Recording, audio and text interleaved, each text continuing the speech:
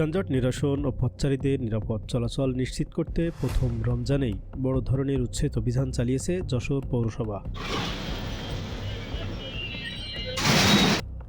বৃহস্পতিবার সকাল থেকে বিকাল পর্যন্ত শহরের গুরুত্বপূর্ণ বিভিন্ন এলাকায় এই অভিযান চলে। এই সময় এক্সকাভেটর দিয়ে গুঁড়িয়ে দেওয়া হয় ফুটপাত দখল করে গড়ে ওঠা একাধিক অবৈধ স্থাপনা।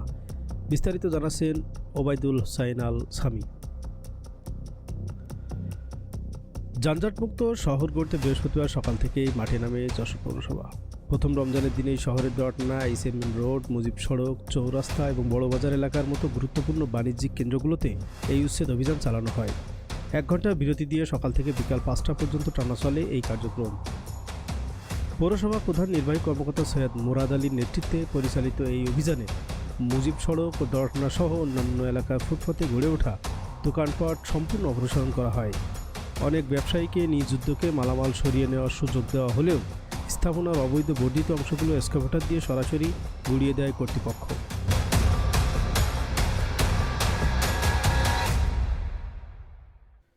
পৌর কর্তৃপক্ষের দাবি, দীর্ঘদিন ধরে এসব এলাকার ফুটপাত দখল করে ব্যবসা পরিচালনা করার কারণে সাধারণ মানুষ মারাত্মক ভোগান্তির শিকার হচ্ছিলেন। পথচারীরা বাধ্য হয়ে মূল সড়কে চলাচল করায় দুর্ঘটনার ঝুঁকিও বাড়ছিল। শহরের এই অবস্থার উন্নয়ন ও জনদুর্ভোগ কমাতেই এমন কঠোর সিদ্ধান্ত নিয়েছে পৌরসভা।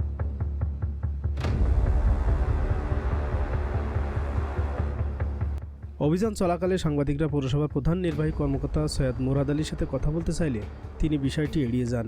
এই সময় সার্বিক পরিস্থিতি নিয়ন্ত্রণে উপস্থিত ছিলেন পৌর নির্বাহী কর্মকর্তা জায়েদ হোসেন, সহকারী প্রকৌশলী BM কামাল আহমেদ সহ আইনশৃঙ্খলা রক্ষাকারী বাহিনীর সদস্যরা।